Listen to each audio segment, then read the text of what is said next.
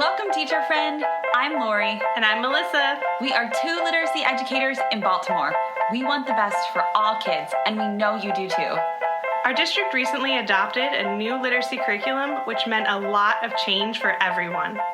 Lori and I can't wait to keep learning about literacy with you today.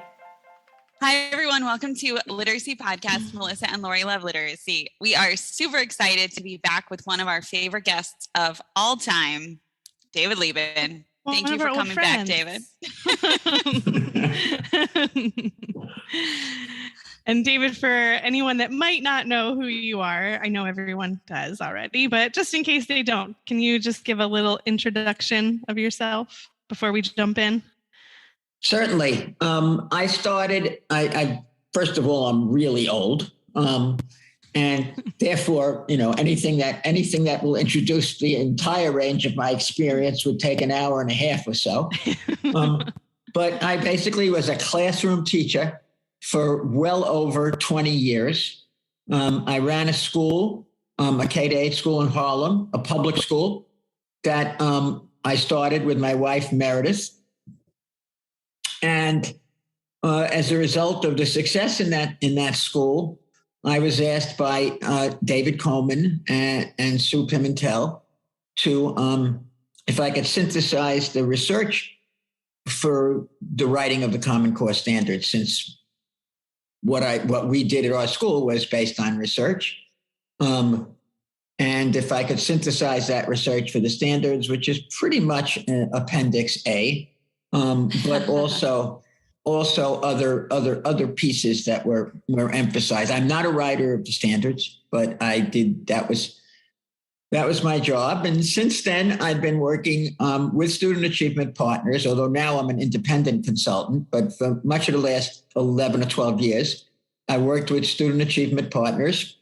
My role was varied. I did work with districts, work with states, and a lot of work with publishers. I definitely contributed to all of the new knowledge-based curriculums that have come out since the standards. I was involved with every single one of those, with the possible exception of bookworms, which is wonderful and I love, but I was not involved in that program. So that's a brief introduction to myself. And I said I ran a school, so I was a principal. So I've been a principal and a teacher. I've done a lot of, as I said, I'm freaking old. I've done a lot of, I taught history in community college, which was really, really fun. And I've, in one way or another, taught every grade from kindergarten to graduate school. Not full-time kindergarten, because I don't have that kind of, that's the hardest. Not just patience, but stamina. I mean, in the beginning of our school, it was small. And to cover other teachers, to give teachers their prep period, I taught math to the kindergarten. I taught 2 kindergarten periods, back-to-back math. And then I took whole kindergarten to lunch. I had a para to help me with lunch. But after 2 periods with kindergarten and then lunch duty with kindergarten, I got back to my office and I thought I was going to become an alcoholic. There is absolutely nothing more difficult than teaching kindergarten. And not a thing. I mean, in pre-K, there's laws. You have to have another adult in the room. There's no such law for that for kindergarten. I thought you were going to say nap time, like pre-K had nap time. I was like, I'm on board for nap time, but you're right. I don't know that nap time is a law, but the other person is.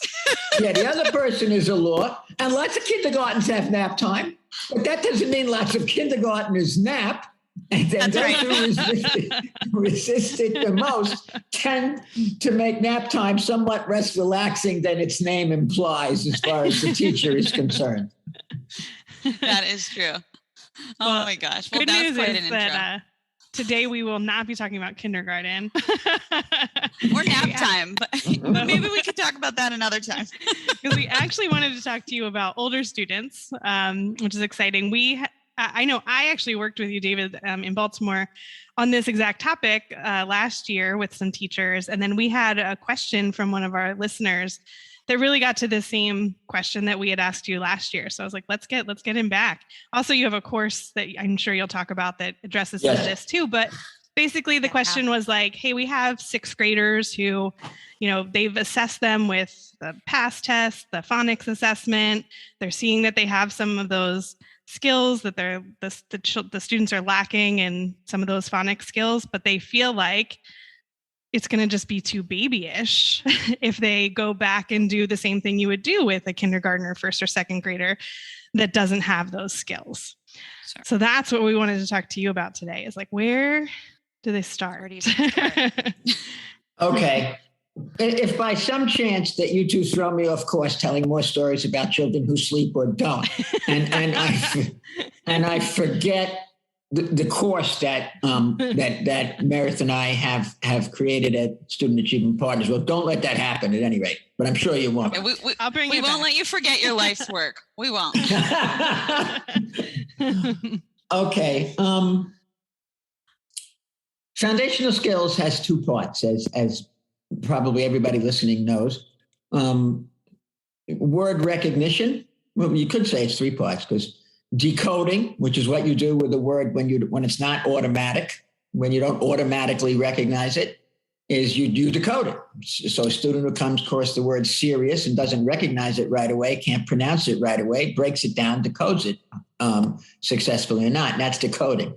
And then once that decoding is successful X number of times, no one knows what X is in this case. The guy who first did this work, a guy named Share, S-H-A-R-E, who is now in Israel, I think, he said 5 or 6 times, and if the student sees the word 5 or 6 times, it becomes automatic. It becomes part of their, I can't believe it, of their lexicon, the words that they recognize automatically. The name for that term will come back to me. But in other words, the important point is not the name or the jargon, but that 5 or 6 times he said back in 1995, but it becomes automatic. Well, we've since known that that's not the case for every student. In fact, some students it's less, and some students it's more, and some students it's considerably more, which doesn't get nearly the attention that it does. So that's decoding and word recognition, and then fluency. If you don't have word recognition, you have no fluency, and I'm sure everybody listening to this gets that on a real level. But you could have great word recognition. You could recognize words effortlessly and automatically, and still not be a terribly fluent reader. So you might need fluency instruction, and then that makes those 3 are foundational skills. So the question is, what is an older student who doesn't have foundational skills? Now we're going to come back to this in the course of this talk through different avenues. But one is the very good question of, this stuff is babyish. How do I get my kids to do it? You have to, 2 things. You have to connect the work as much as possible to meaningful text that the students are reading, preferably in their tier 1 instruction, so that they know that they're part of the ball game.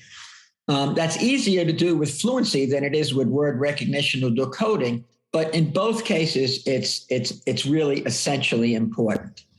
And so how do you do that? How do you teach phonics with tier 1 text? The shortest answer is chapter 7 of our book, Know Better, Do Better. It's true. Which really is. Which we love. We love that book. And chapter 7 is the magic for older kids. Yes. Explain. Yeah.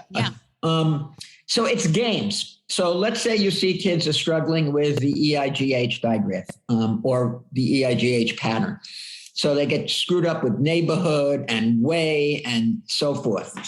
Then you say, okay, EIGH makes an A.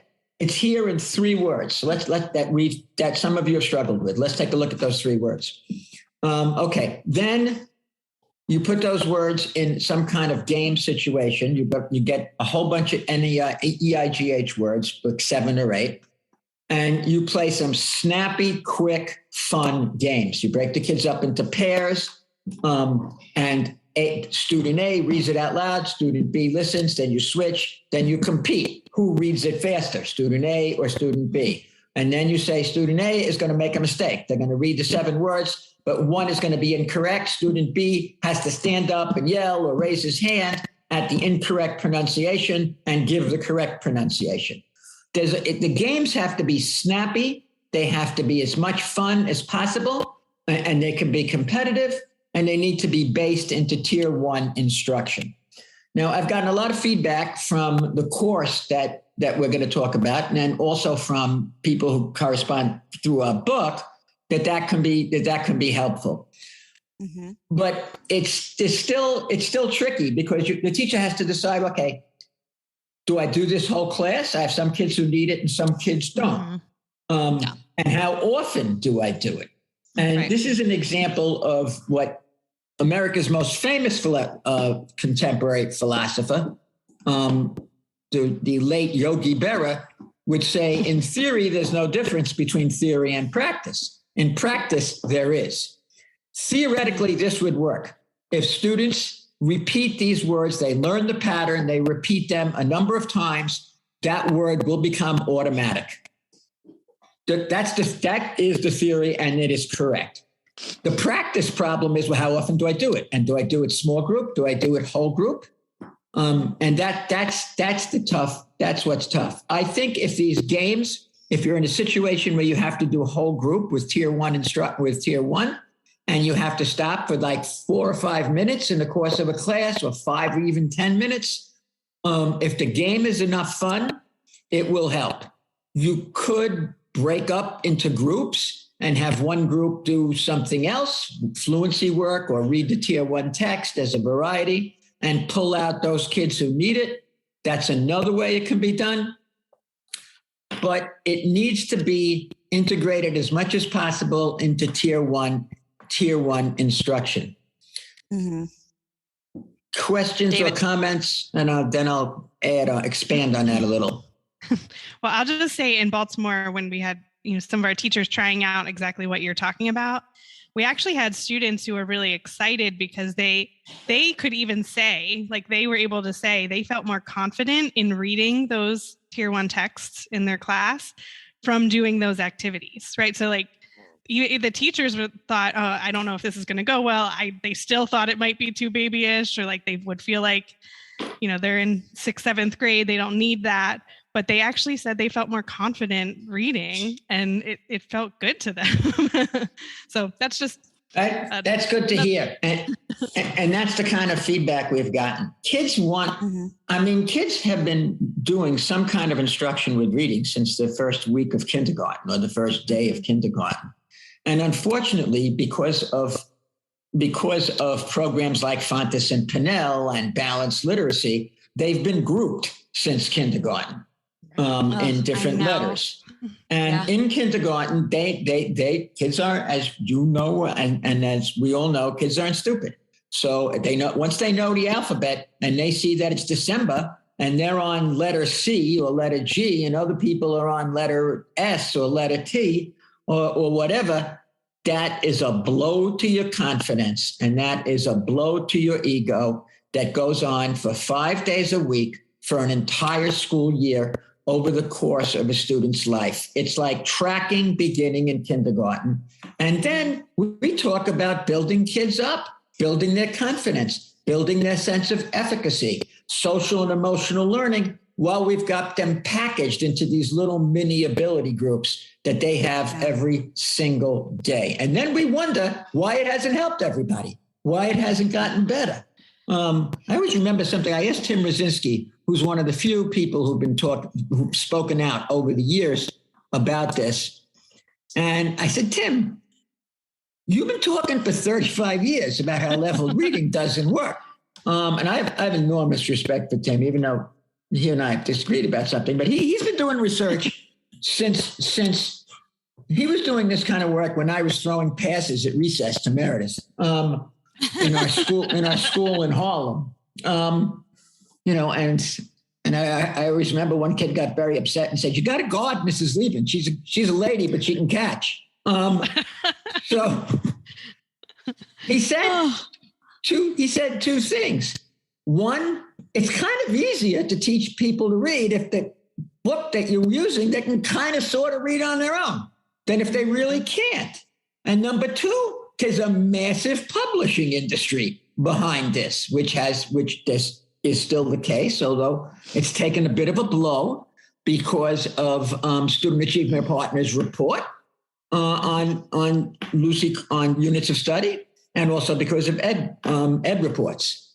So balanced literacy is not as prevalent as it once was. But at any rate, that's responsible for all of that. So when kids get a chance to actually see they can do something, like you just said, Melissa, and even though they know they were supposed to have done it a number of years ago, if not 5 or 6, it makes them feel good, especially if the teacher has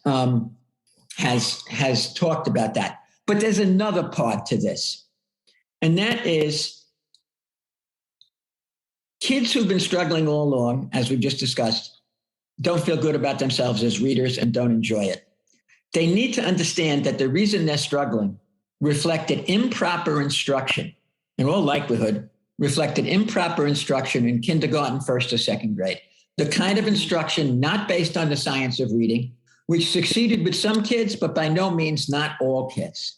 They need to understand that, and they need to understand that beginning reading, when that beginning reading and the ability to learn to do beginning reading, things like decoding, like at EIGH, is not at all connected to intelligence. It involves the parts of the brain that have to do with auditory processing and visual processing and connecting those, and it has nothing to do with intelligence. You can't just get up there and start telling them they're not stupid. Because they're not stupid, they know you're supposed to tell them that. The teacher's not supposed to stand up in front of them. You can't read. You're stupid. They understand that. They know but that's that. How they, and that's how they feel. Yeah. Totally. Yeah. So we have written we have made a book with the School of Cartoon Studies, which happens to be, believe it or not, like 20 minutes from our house in Vermont. And it's the only school of cartoon studies in the United States. And it's called How We Read, A Guide to Reading. And it explains how the brain begins to learn to read and how without proper instruction, it doesn't work, and how that failure in the early grades is not connected to intelligence, but you carry it as a weight throughout your years in school, and it hampers your fluency, it hampers your confidence, it hampers your vocabulary growth. It hampers your knowledge that you can acquire through reading. Mm-hmm. And it does not reflect intelligence, as I said. And it begins then, but it can be fixed. And that's a graphic guide to reading. And I can give you one offline how to get electronic copies of that are free. I'm not sure if they're on our website yet. Okay. And schools or districts that want to order the hard copy, which I recommend, it's very inexpensive. We can give you that information too. So cool. the other part, geez, my answers are freaking long. I was thinking this is so lovely to have you on, David. Day. Yeah, this is like the David Liben podcast, and then you're like, and tell me what you think. So we just listen, and you keep talking. I do have some things to say, but you keep going, and then I'll jump in. I was just going to put a coda on what I said. The coda being the other thing to help the kids. One is the snappy games that are successful in the way Melissa said. But the other is the kids having that knowledge in their head that it's not my fault and it doesn't mean I'm stupid. And therefore, I'm even more likely to invest in EIGH. And then maybe they can do something that they'd be willing to take home workbooks that practice phonics skills at home on their own. You don't need a certified teacher to stand over a kid all the time for them to practice phonics or word recognition. If you can get kids to buy in so that they will do the kind of practice that a workbook has, where if you get it right, you automatically know you're right. And if you get it wrong, you automatically know you're confused. There are games that can do that too, but really a workbook is in a lot of ways the shortest distance between 2 points. And we now have research that if you use a workbook, you won't go to hell. So if you can get the kids to buy into something like that, that's an enormous help. The same thing with fluency and our fluency packet, which is on the Student Achievement Partners website, which I'm pretty sure, Melissa, you're familiar with. So if you get the kids to buy in because of this confidence factor and because of their understanding what is behind their problems, that's more important than anything. And I haven't seen anything comparable to our guide to reading that explains to kids as part of a lesson and part of a book what's going on with their reading life. I love how you're saying it like it's not the kid's fault. And that's paramount, especially with the older kids. I think that's really important to communicate to them, David. So thank you for naming that. It seems to me like what you're saying is, a consistency over time where we're building those skills. And so if I'm a teacher listening, because we know we have a big teacher audience, if I'm a teacher listening, I'm hearing you say, okay, the tier 1 texts are really important, and I'm going to embed everything that I do within those tier 1 texts to make everything really flow for the kids, to make it very accessible, so that when I'm practicing my phonics or my decoding, I'm doing it within context of what then I'll be reading.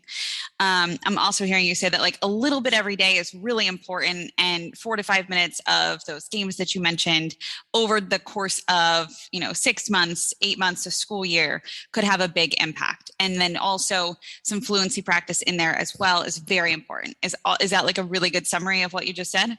Yeah, I might have been a little too optimistic with 4 to 5 minutes. Of course, it depends. Listen, every teacher in here knows it's going to take 10 minutes, David. We're going to be doing that. Time is not our friend in education, unfortunately. No, it's very true. I was thinking 10 minutes. By the time you walk down the hall and go to the bathroom, 10 minutes is done, right? Yes. 10 minutes, 10, 15 minutes. It's good. It's good to be working with people who actually have been in the classroom with real students.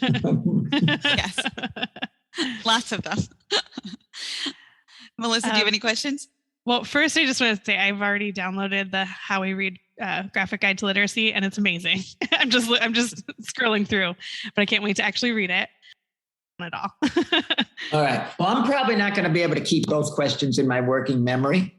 So I'm gonna start with decodables. I don't feel bad about that because I always remember in the last part of Obama's second term, he was at it, talking to the reporter, and it was a press conference or something. He said, "Well, you guys asked me these 3-part questions. When I was younger, I could remember all of them. I can't do that anymore. So you're going to have to repeat at least question 3." So I don't feel that bad. And he's like 30 years younger than I am. Okay, let's start with this. There's no research that you have to have only decodables at any age. That's number one. Number two, there's a really good paper. And again, you can get this and put it on your site. Just ping me that. It's actually a review of some research. There's 2 papers that I'm going to say. One is written by Marilyn Adams, so it's really well written and really clear. And to you users who don't know the name, because she's kind of hasn't been around much lately, Marilyn Adams is one of the 2 people who wrote the foundational skills standards, and also a book called Beginning to Read in the 1990s, which is more cited than any book in the history of foundational reading. So what the point that she makes is that the role that decodables play is to show kids and convince kids that when they come to a word that they don't recognize automatically, to decode that word moving from left to right. And that's the first thing they need to do, to get them into not just first the inclination to decode the word when they first come to it. That's very important. The role of decodables is to get them to have the inclination before anything else to decode that word, spelling, sound patterns, linguistically, phonetically, etc. And secondly, as a result of the inclination, for that to be a habit.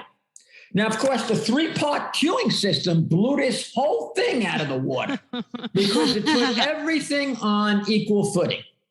I mean, that's giving it the benefit of the doubt. I really think that they said a lot of instruction said use the picture, use the context. But clearly they said for decades, they're all equally important. And that did, and as you both know, and as I think a lot of your listeners know, that did an enormous amount of damage. So the role of decodabilities is to give kids the inclination, and the inclination over a period of time becomes the habit. That's number one. Number two, the sooner the better. Decodables have a bigger bang for the buck in kindergarten and first grade by far than they do in second grade, and a bigger bang for the buck in the beginning of first grade than they do in even the middle or the end. So that's number two. Number three, there's the only synthesis of reviews on decodability is at least 10 years old. I can send you it. It's by two people called Cheatham and Allures. I'm not sure if I'll pronounce them Cheater the right name. Cheatham and Allures, it kind of sounds like allure means, I think, going away or something in French. So it sounds, Cheatham and Allures sounds like either a corporate law firm or a group of bank robbers. But at any rate, you don't even want to know what I was thinking when you said it. I was thinking it was like a new Tiger King or something. But it's really good work. And what that work shows is it's not decodables, it's decodability.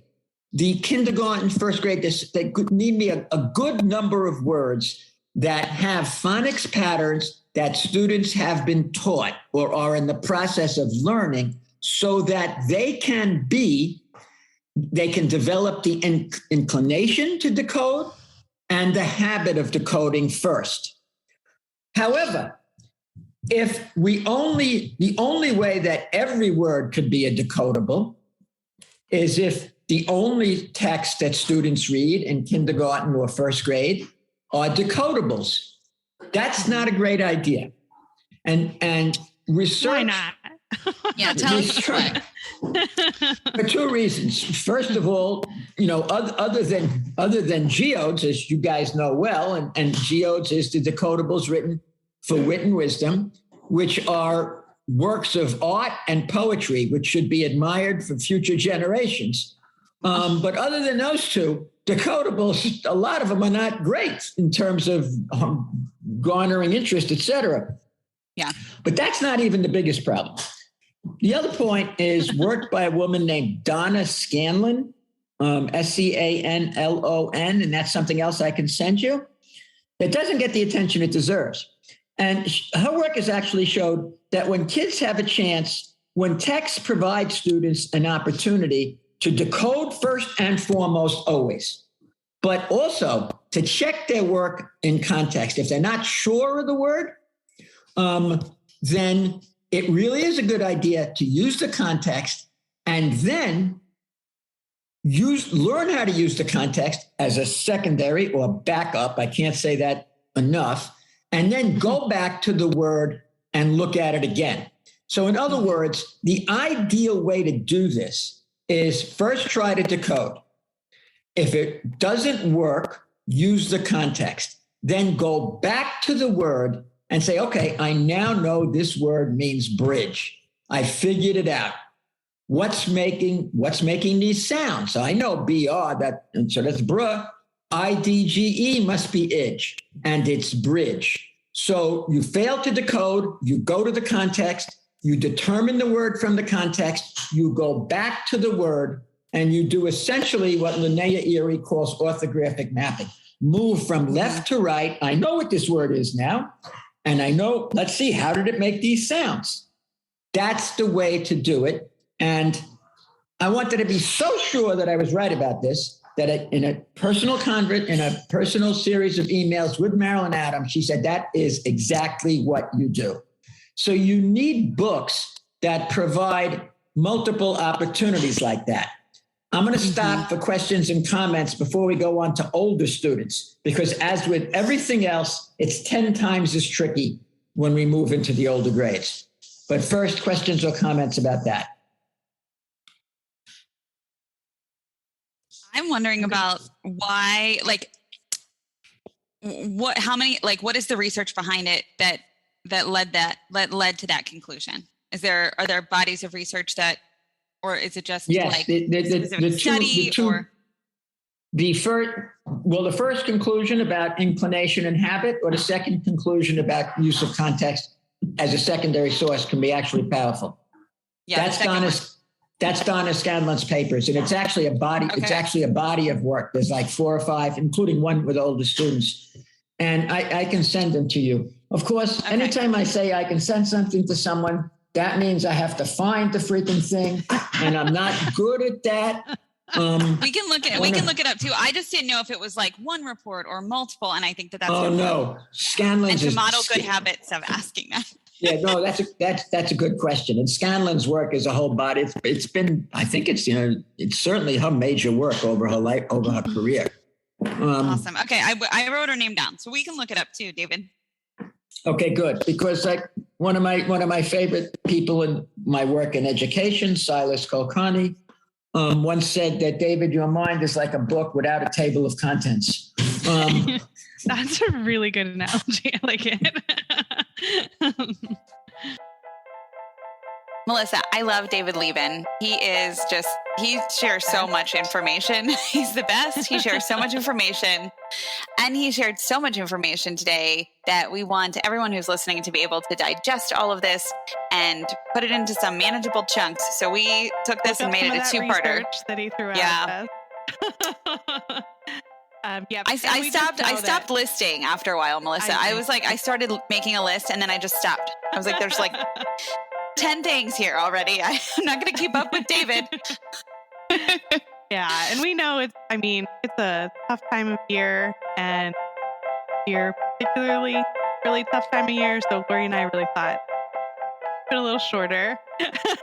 Yes. And if anybody wants any content in between, we have that newsletter that we've mentioned, and you can grab some content there. We'll totally fill your plate with some complex text and volume of reading and all kinds of good stuff that we've talked about with James, 2 weeks or last week, and David Liben this week, and then again David Liben next week. So we'll get you with lots of content if you want it.